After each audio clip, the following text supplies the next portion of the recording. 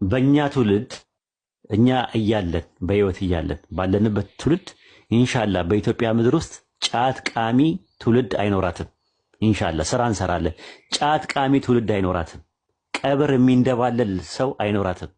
የቀብር አፈር የሚል ሰው አይኖራትም።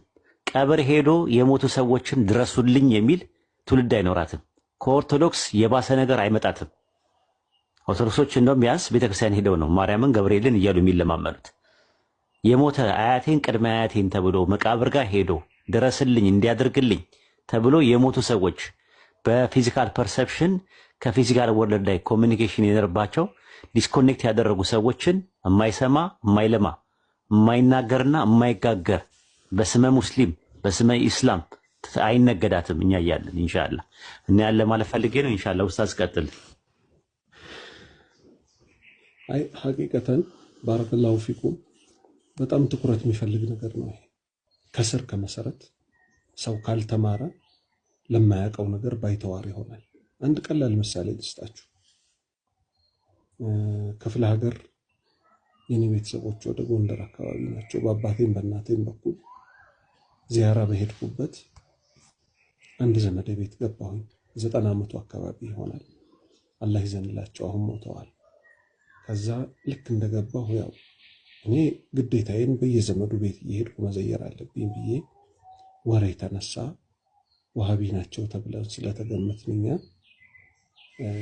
ኢራን ከሳውዲ አረቢያ ትሻላለች የሚል ወሬ ተነሳ እዛ ቤት ውስጥ።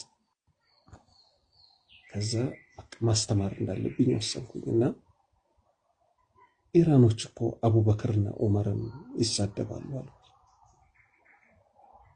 ሐሻ አሉ። በጣም ተቆጡ። አቡበክርና ዑመር አሉ። አዎ በል እንዲያውም ጀሃነም ከሸይጣን በታች እየተቀጡ ነው የሚሉት አልኩ።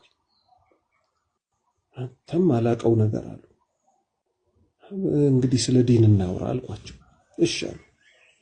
ከዛ በደንብ አስረዳኋቸው። አሁን ለምሳሌ እስቲ ያስቡት፣ ሰዎች አብድ ብሎ እስኪሉ ቃድር እርዳታው አይውል አያድር ይላሉ አልኩት።